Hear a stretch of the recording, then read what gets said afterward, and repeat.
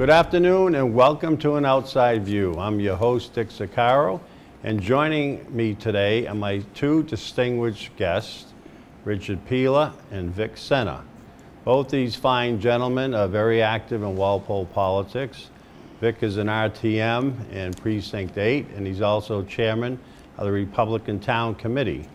Richard Pila served as an RTM, and he was also on the Norfolk County Advisory Board as well. I promise you folks, you can't miss this show. We got some dynamite here. We're gonna enlighten you all, hopefully. But before I get into that, we haven't had a show for a while, outside of one I did at Poolside with Cheryl Kavanaugh a couple months ago. So Pete's back in action, and the studio is now open. And I want to thank all those who attended our police rally back in July. It was the same day as the town meeting.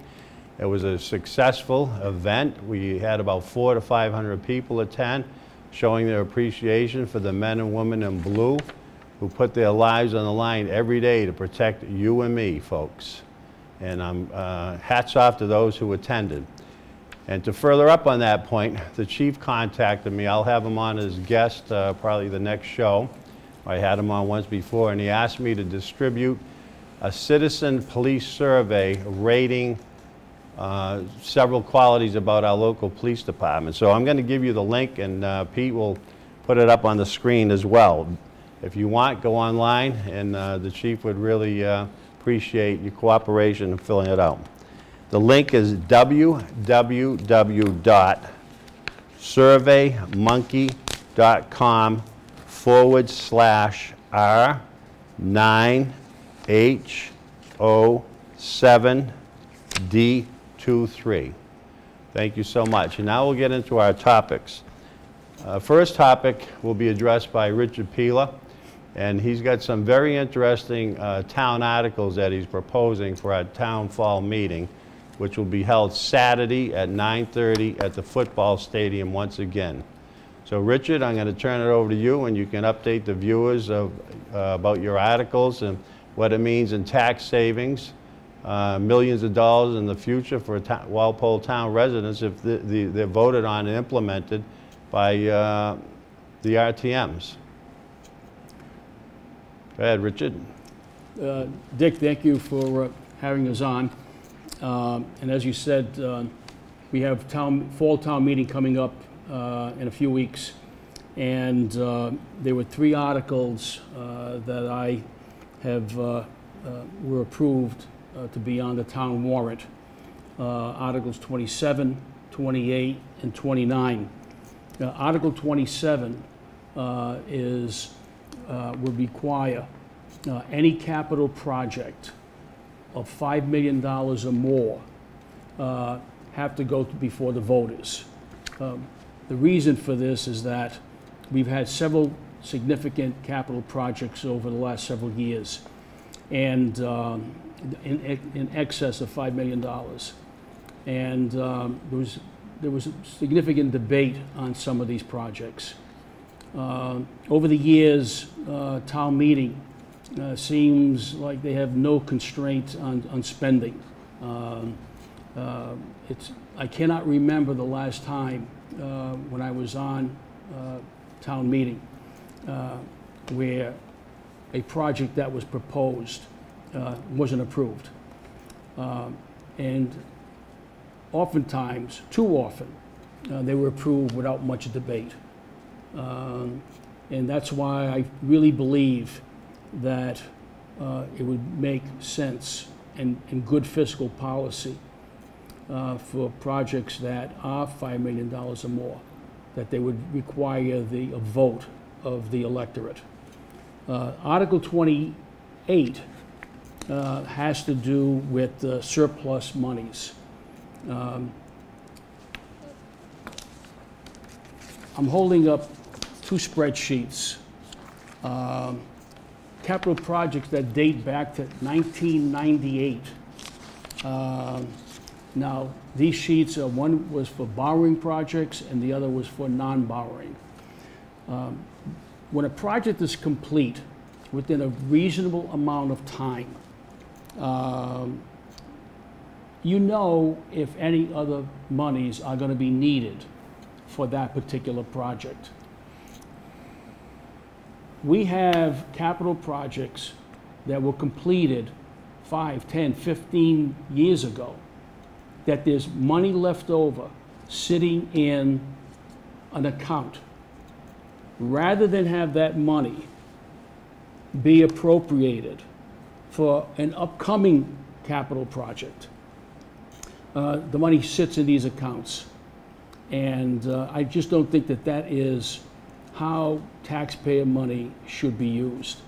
It's like all of these different slush funds that could be manipulated. And I'm not saying they are or not, but they could be. And so rather than, if a project, a new proposed capital project was going to be $4 million, rather than go to the taxpayers first to say, okay, taxpayers, we need you to approve $4 million for this building. If there's $1.5 million sitting in these accounts, that money should be used before you go to the taxpayers to ask them for more money. So that's what Article 22 is about, Article 28. Article 29 has to do with our pension monies. The town of Walpole invests its money in the Norfolk County Pension Fund, which is a little less than about $1 billion. Compared to the Commonwealth of Massachusetts State Pension Fund, $32 billion. Now, the returns are going to be significantly higher when you are investing $32 billion versus less than $1 billion.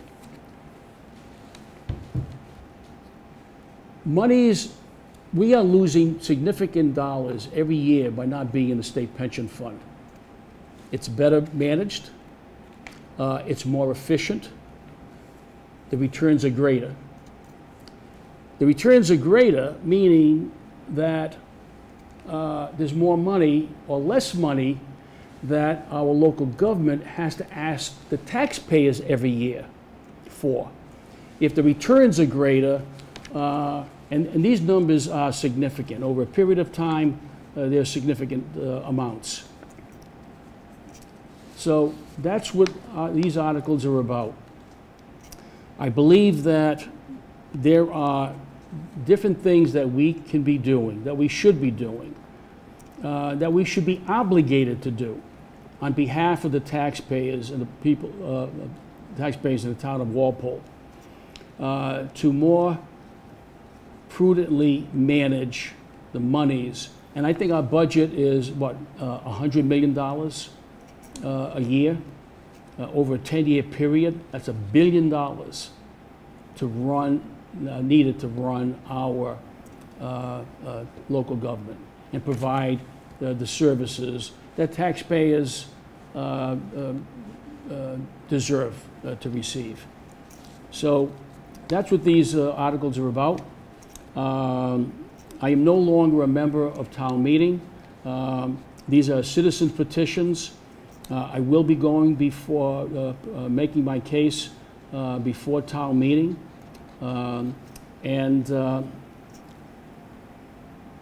If our town meeting doesn't approve these, I would hope that you, the taxpayers of Walpole, will let your representatives in town meeting know that, that you're in support of these, because it's your pocketbook, it's your money. And just like in the past, I've proposed that the Board of Selectmen adopt zero-based budgeting, which would be the most prudent way of arriving at an annual budget. In Walpole, we go to the max, 2.5% year after year after year. No one is going to tell me that, that the cost of running a municipal department needs to be increased 2.5% every year.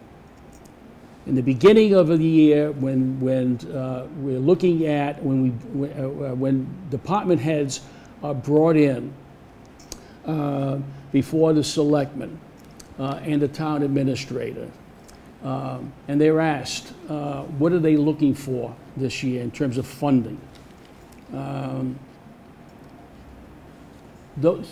Oftentimes, there are items, line items in their budgets that just get repeated year after year after year, which doesn't make any sense.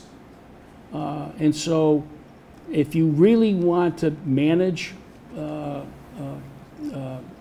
taxpayer dollars, we should be adopting zero-based budgeting, where each department starts off with zero. And now you have to justify how much money you're looking for your department to be funded. That should change from year to year depending on what the objectives are of that department for any fiscal year. Some years there may be needs for more money than prior years, but in other years it shouldn't have to be the same amount. It doesn't necessarily need to be the same amount. And that's why you start from zero. And you have to justify. It's up to the department heads to justify how much money their department should receive for that fiscal year. It keeps everybody honest. It makes them work for the money that they are looking to the Board of Selectmen and the administrator to fund their departments. And it's a check. It's a check on how their departments are run financially, and the level of service that the taxpayers get in return for the funding of that particular department. And it just makes a lot more sense. And that's what these articles are all about, is to make sure that your money is fiscally managed in a prudent fashion. Now, Richard, correct me if I'm wrong. Excellent points, by the way, and I commend you for these articles. But in addition to that, can you talk a little bit about the Group Insurance Commission and perhaps millions more in savings rather than invest in a regional retirement system, the regional health care program? Walpole would also have an option of investing in the state GIC plan. And just to give you a differential in numbers, the state GIC, you have 450,000 employees enrolled in that. With the same providers, they're not sacrificing quality of providers with healthcare companies. You may have a slight increase in co-pays, and I'm sure the unions will complain that the collective bargaining rights are being violated because their co-pay may double from $10 to $20 per office visit, but their overall premiums will go down. And if I was a person, I would ask you, Richard, who gets the better volume discount? Someone with 450,000 members or someone with 350 members? What would your answer be? Well, I think the answer is in your question, Right. Dick. There are so many ways in which we can save taxpayer dollars, and that is one of the ways of doing it. We understand that and appreciate the fact that, for example, the dental program that our town employees have is a very good one.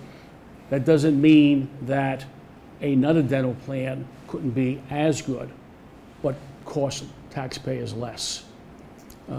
So all of this gets back to our elected officials. Is our town's management, are they really looking at all of the options? Or is it a matter of, well, this is how we've always done it. Why do we need to change? There are 28 municipalities that comprise Norfolk County. 3 of those communities, Milton, Dedham, and Needham, are on their own system. You also have Braintree, Brookline, Norwood, Quincy, Wellesley, and Weymouth. They are purchasing through the state retirement system. Of the 28 municipalities, only 19 belong solely in Norfolk County.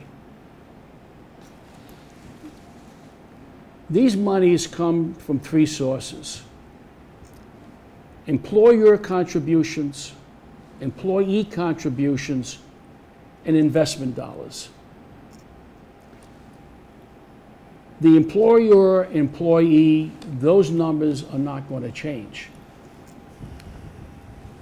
But if more money is coming in from the investment side, that's less money that taxpayers have to come out of pocket for. Why aren't we pursuing that? Now, according to Town Administrator Jim Johnson, that in speaking with Town Council, it was Town Council's opinion that, well, you just can't leave the county system. You can't? Why not? If these other communities that I just referenced, if they left the county system and are participating in either their own systems or in the state system, then why can't Walpole? The returns that those towns are receiving are significantly higher than the rate of return than Walpole is receiving in the other 18 municipalities from Norfolk County that have remained in the county pension system are receiving. So, again, it begs the question, why aren't we pursuing? Now, Town Council may say, well, you have to go through the legislature. Okay, whether you have to go through the legislature or not is to be determined. But shouldn't we be looking into this? Why haven't we? It's the obligation of those who manage our resources to do their due diligence, to look at how they can save taxpayer dollars, rather than look at them as a piggy bank and say, oh, we need to fund this program, or we need to fund this particular project. And don't worry about it, the taxpayers will, they'll go along. Well, there are a lot of people in this town, in particular seniors, who have lived here for decades. They've raised their children here. They've been in the same homes for 30, 40, 50, 60 years. And they feel like they're being priced out of Walpole. Walpole's a terrific town. My wife and I love it here. We've only been here for 11 years, but we love it here. There was a reason why we moved here. There was a certain sense of community here that you don't see in a lot of other towns. There's a spirit in Walpole that you don't see in a lot of other towns. It's a terrific community. It's terrific because of the people who live here. And when those people who have contributed so much to making Walpole the town that it is are concerned about being able to continue to be able to afford to live in this town that they raise their families for. No, that's not a good situation. And that's why it is incumbent upon our Board of Selectmen, our Town Administrator, our department heads, our Treasurer, our Auditor, all of those people whose decisions affect people's lifestyles and their ability to remain in the town that they love. It is incumbent upon them to do everything they possibly can so that people don't have to worry about, oh, I have to leave Walpole because I can't afford it here anymore. Richard, why don't you, some great points, again, very valid, and the way you're explaining this, it's almost a disservice to the residents of this town and taxpayers that they do not further look into this. Now, I believe you have a couple charts, a comparative analysis between the state pension fund returns and Norfolk County's pension fund returns. Why don't you share with the viewers the magnitude in millions of dollars what this translates, which results in reduced taxes to the hard-working families of this town? I am looking at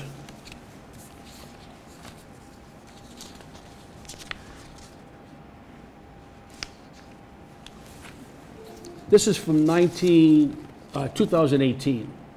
It's a comparison between the state pension fund and the Norfolk County pension fund, the returns. Now, 2018 was not a particularly good year. The market value, the returns were negative, okay? For the county, it was a negative 4.58%. Compared to the state, that was a negative 1.81%. That's a difference of 2.77%. Now, if you take the money that is invested on behalf of the town of Walpole, you're talking about a significant amount of money. And over a 10-year period, you're talking about millions of dollars. That's millions of dollars that we should be bringing into our coffers rather than not realizing that money. And for every dollar that we don't make is a dollar that they have to come to the taxpayers for. I mean, we can provide, if anybody interested, we can do a complete analysis for you to kind of show you what kinds of monies we're losing every single year by continuing to be in the county system versus the state system. Town council will say, well, you just can't do that. Yeah, well, maybe we need a new town council. Sometimes town council is not accurate either. They gave us some bad information on the ball field project, how the vote went down, and said that it was up to the Secretary of State's office, and several of us contacted the Secretary of State's office, and they said, we have nothing to do with that. That's up to your town charter. So that we were misinformed. But very enlightening points in this, our state senator and state representatives, selectmen, and RTM should all demand that we get to the bottom of this, and if we can do it, it should be done. And one other point we addressed on several town meetings in the past, I brought to the town administrator's attention, Jim Johnson, OPEB. OPEB stands for Other Post-Employee Benefits, which means the town is on the hook, and you taxpayers are on the hook to fund future town employees' health care services. Every year they set about $350,000 aside, and I've asked Jim Johnson repeatedly at town meeting how he is investing this cash that's set aside in the budget. And due to COVID-19, they didn't set any money aside this past year, fiscal year. And he refuses to answer me. I don't know if it's parked in a local bank getting 0.25%, but there are investment vehicles out there, aggressive vehicles, that the town, the Plymouth County Treasurer, rather, implemented to address the OPEB obligations by setting up a trust fund where they're getting 10% a year as opposed to 0.25%. Once again, how does that affect us? A reduction in tax dollars and appropriation need to fund the future retiree health care costs. So please, people, call up your local RTM, call your state senator, call each and every one of our select board members, and call your state representative and inquire about this. It's up to you to do something about it.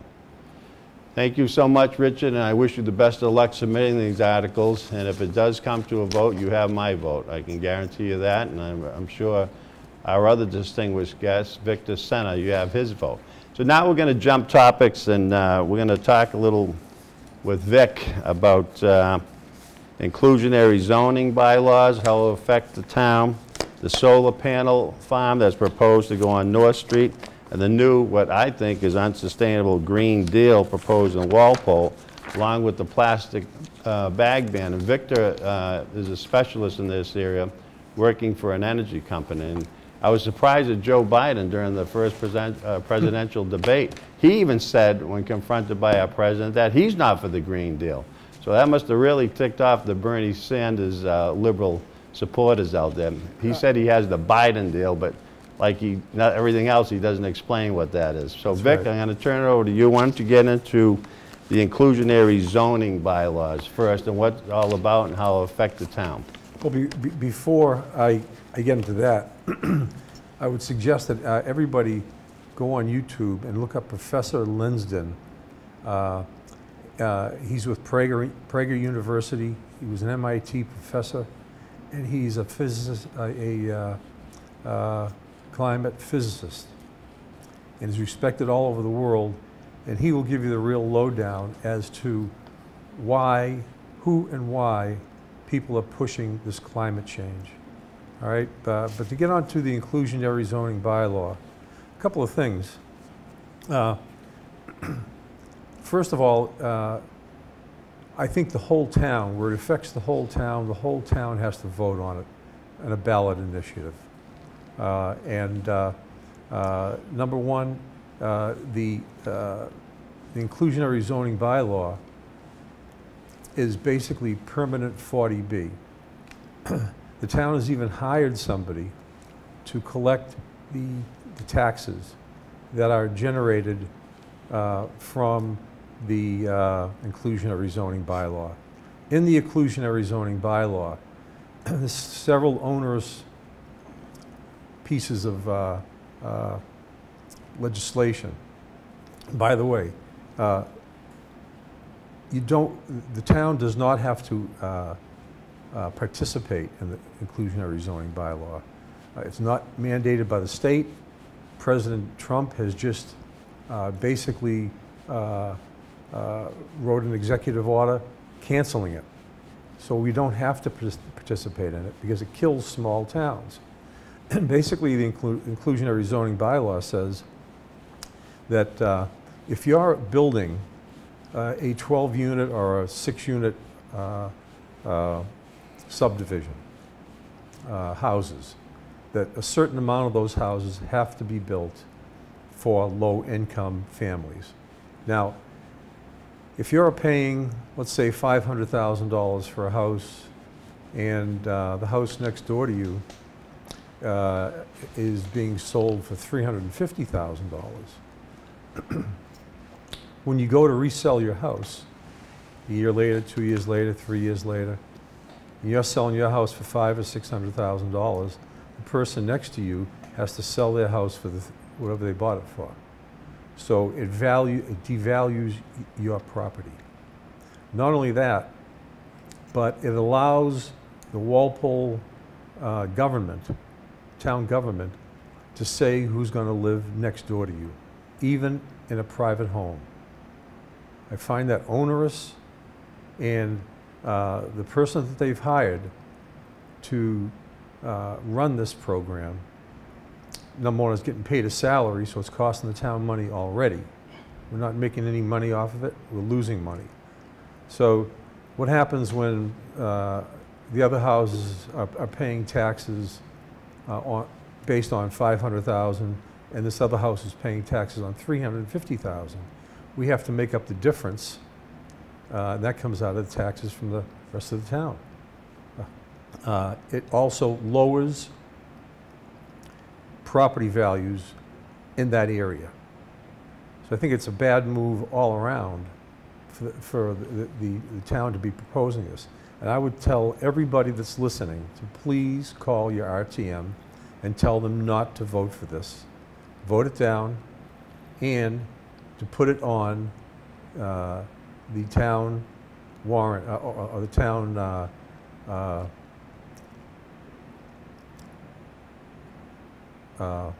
The articles? The town articles. Well, the town for a vote, okay? A Because- referendum? Yeah, You're talking about? yeah, Full yeah. referendum, so all the registered voters have an opportunity to express their vote. Yeah, absolutely. Because you can't allow 130, 140, 150 people to represent the town. They don't do it well, Right. okay? So I think it's bad overall, and it's only going to hurt the town. Interesting. How about the proposed solar panel farm on North Street? That's particularly onerous. If anybody's ever driven up North Street from 109 to North Street and saw the beautiful farm, the fields that are on the right-hand side, all that is going to be covered by 26 acres of solar panels. Not only is it going to be covered with 26 acres of solar panels, but there's going to be fencing around it. So instead of having that nice white fence that's there, you're going to have a chain link fence. Basically what they're doing is they're taking and they're turning a residential neighborhood into an industrial park. They're going to ruin the neighborhood. It's the most pristine part of Walpole. It's the gateway to Walpole, and they will be ruining that, okay? Now, on top of that, by defiling 26 acres of pristine land, they're also going to cut down between 15 and 20 acres of old growth trees. And they said after 20 years, they'll put the solar farm back in the original condition. You can't do it. Right. How are you going to put 20-year-old trees back in? Or 50-year-old trees back in? That affects our environment as well. Absolutely. Our okay? ecology and aesthetic values. And Absolutely. So what I'm saying is it needs to go someplace else. If it has to go someplace, let's put it someplace where 99% of the towns in the Commonwealth of Massachusetts and cities put it on a dump. We have a dump that's closed. It's a very large area. You can put it on the dump, and there's high tension wires running right over the dump, and they could connect right into the high tension wires. Now, with this proposal on North Street, they have to clear cut trees going back and tie into the lines that are in Westwood. So I don't know how that's going to affect everything. But what they're trying to do is they're trying to turn a scenic way into an industrial park. I believe that the controversy generated as a result of this is resulted in a 90-day, 120-day moratorium, a hold on it? Yes, because the selectmen were getting so many comments and negative comments about the project that they finally took a vote to extend the deadline to make a decision for 90 days. But the Norfolk County board wants to meet in secret. They don't want to meet in public. Something doesn't seem right, okay? They're going to ruin a beautiful neighborhood and a beautiful town for the sake of a few $1,000s. And when you say meet in secret, are they declaring executive sessions where the I public's believe not so. invited? Or are they going on Zoom calls that nobody can log into and participate? I don't know exactly what it is, but they said they wanted to meet in private session. Interesting.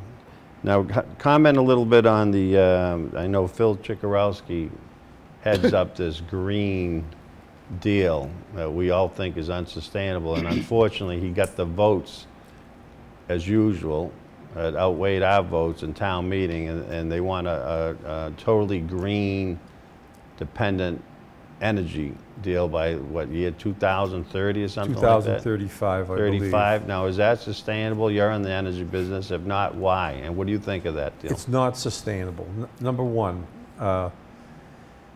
a solar farm, to get 1 megawatt worth of electricity out of a solar farm, it takes 4.5 acres, all right? Take a look at the solar farm they're proposing on North Street.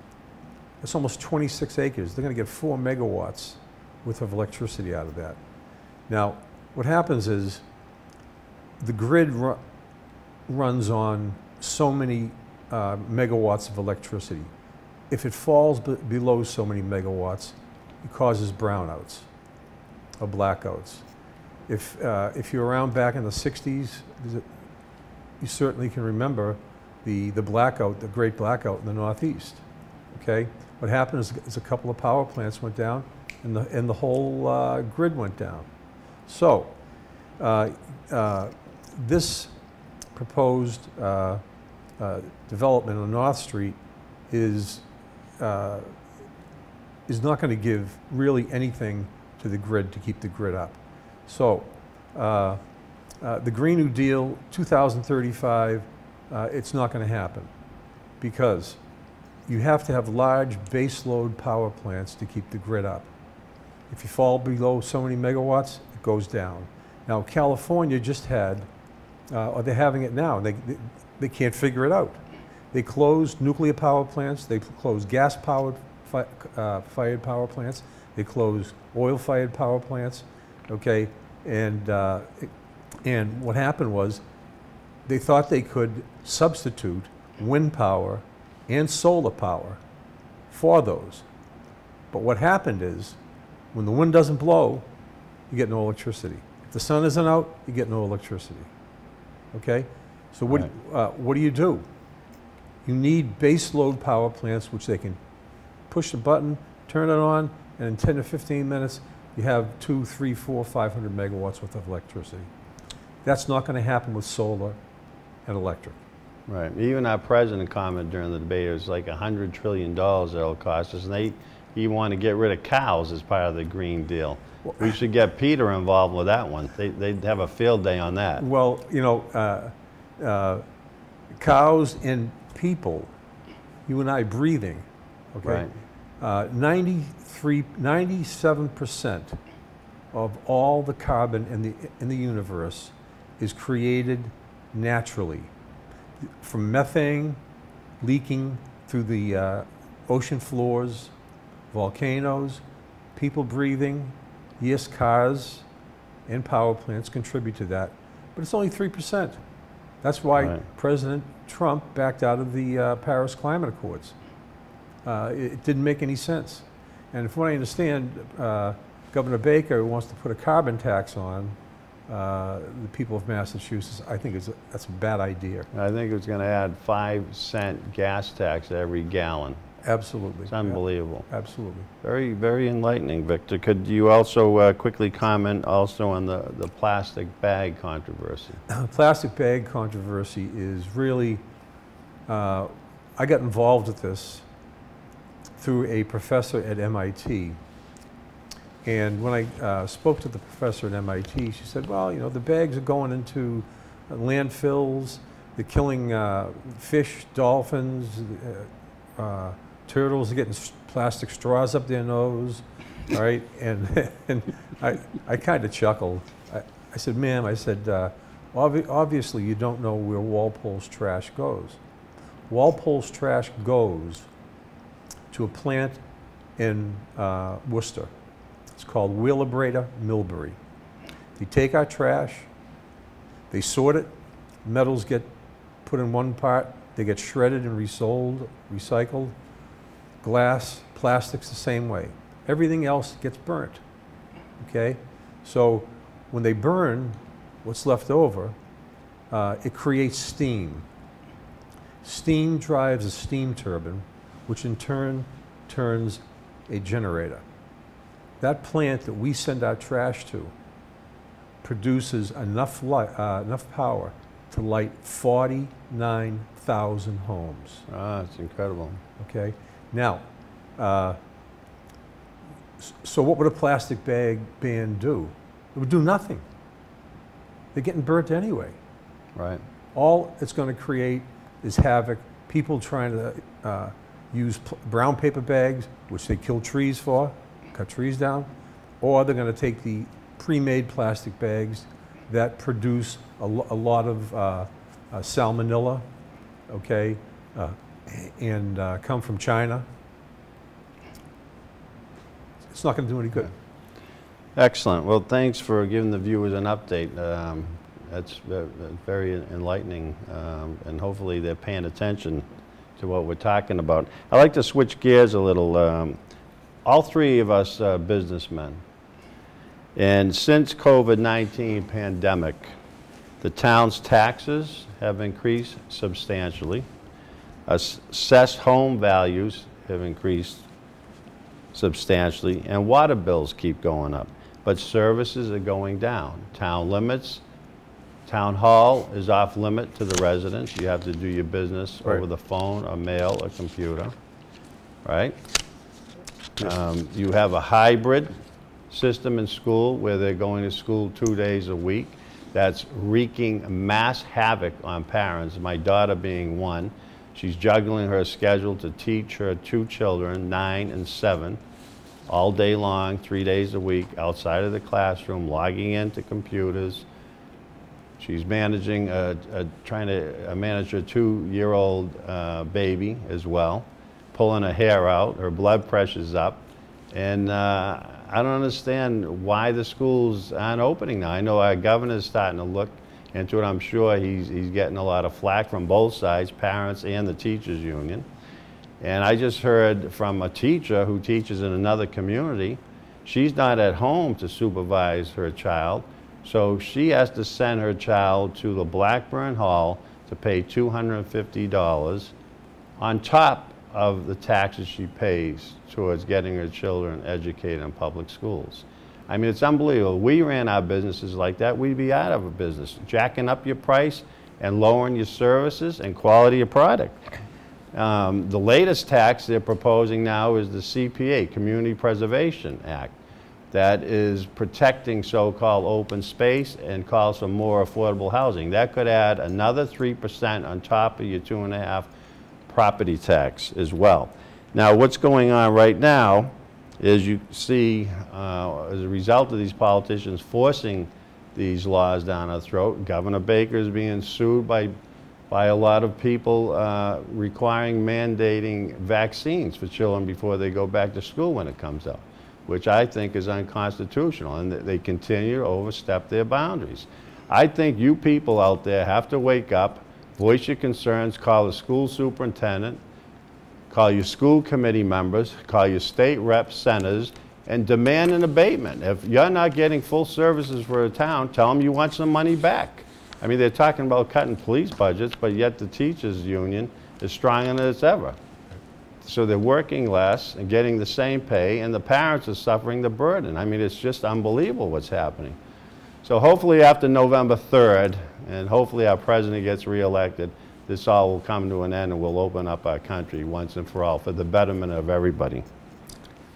Dick, the one group that's probably suffering the most from this are our children, school-age children. Exactly, yeah, it's taking a dramatic effect on humans them. are social beings, and part of growing up is being in a social environment Exactly. with people of their age. Right. The life experiences that are developed come from being with other people, especially people of their own age. That's an excellent point. So Socially the people who are being hurt the most are the children. There is no way that they're getting anywhere near the education online that they would be getting in a classroom. So, Plus, the parents have to stay home, Right, take care of them, not unless they hire a babysitter. right.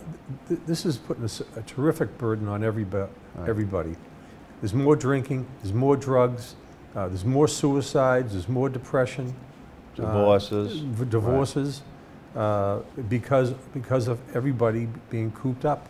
And even the medical experts across the country are all saying that children are pretty much asymptomatic to COVID-19.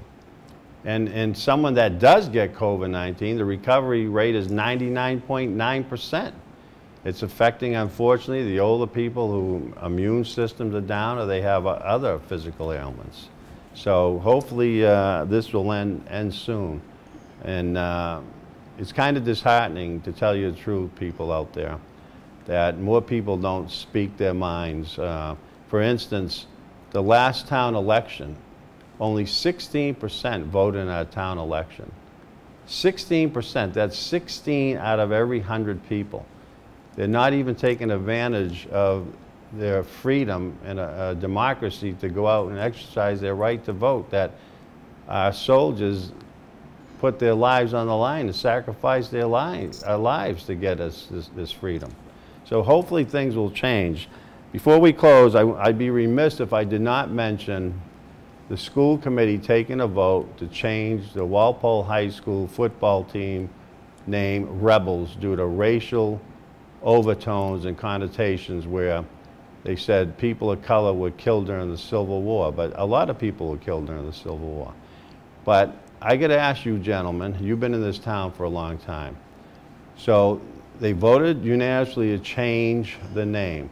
More importantly, I brought a question up on social media. How many people of color do we have in diversity in our town government? Do you know the answer to that? 0, Richard? except for the police force. Not many, not many. All right, so more importantly, that's a key representation right there. That they should strive to improve that. Absolutely strive to improve that. It's just unbelievable what's going on today. So the last issue I would like to get into is, I've heard through social media and through other reliable sources that there's a group that's really getting fed up to the point where if these articles Richard's proposing at town meeting in October do not get adopted and put in effect, and some of the subjects you discussed about this green energy deal, plastic bags, inclusionary zoning, if they're not addressed, that a certain group of people have had it and they're willing to do a recall in the fall on some of the select board members. Now, I know it's a pretty substantial undertaking. You need to get 16% of the people who voted, or 10%, I believe, 1,600 of registered voters. And you need 100 signatures representative of each of the 8 precincts, but you need 1,600 in total. So that'd be 800, 100 in each precinct plus an additional 800, which can be achievable. And there's other communities that have done it that were very successful. I think it's a tremendous eye-opener. People are saying, why are you doing a recall? And if it's based on breach of fiduciary responsibilities, taxation without representation, and lack of diversity in town government, I think those are 3 outstanding reasons. And I think people would be willing to sign those papers, and you'll have a recall, and then hopefully some candidates will step forward and run for these seats. So real quickly before we end, what's your thoughts on a recall if these articles don't go through? Richard? On a recall? Because of the virus, we're in separate sections of the room, and so it's not the normal setup. Look, people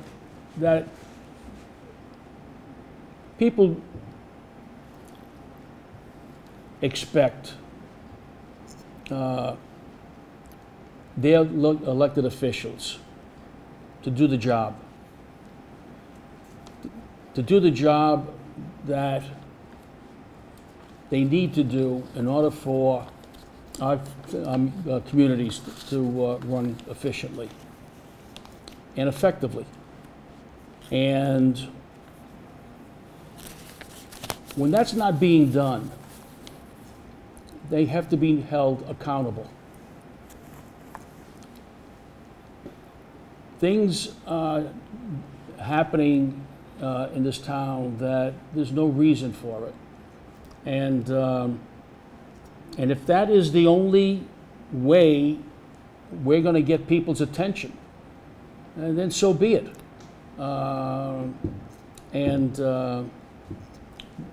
Too often decisions are made to satisfy some agenda. at the expense of the majority. And as you said, Dick, people have to speak up. I mean, you just can't sit home and complain. When the decisions that are made by our elected officials, whether they be on the local, state, county, federal level, when you look at all the decisions that are made, the majority of those that affect people's everyday lives are made on the local level. Yet, when we have our local elections, it brings out the fewest number of people. Now, that doesn't make any sense. Our local elections should be bringing out more voters, not less. So, you cannot complain when things are not happening the way you want. If you're not going to exercise your constitutional duty to go out and vote, more people, you really, you got to take it upon yourselves to do what you should be doing as a citizen. And only then are our elected officials going to toe the line. But if they see apathy on the part of the electorate, they're going to continue to play the games that they do and worry about their special interest groups, but not the community as a whole. Very well said. Victor, you want to say a few comments before we close? Yeah, no, it's everybody's duty to go out and vote. And like Richard was saying, 16% in the last election came out to vote. That's very disheartening. Right. People need to know that they have to hold their elected officials accountable. You know, when they put the daycare center at 1350 North Street, they knew that they would win in court. They were going to take it by eminent domain. Right. But yet, they didn't do it. Right. Okay? They're ruining that part of the town. They want to put a solar farm next door. They're ruining the town. Right. All right? I say it's time to get for new leadership in the town. Right. Well, that's what elections are all about, and hopefully, Richard, I'd like to people. say one thing, if I may. Sure. And it was brought up, Victor covered it earlier. And that's this whole subject of inclusionary zoning. Inclusionary zoning is part of a program called Affirmatively Furthering Fair Housing, AFFH. Please look it up, AFFH. And what it does essentially, it takes away from towns and states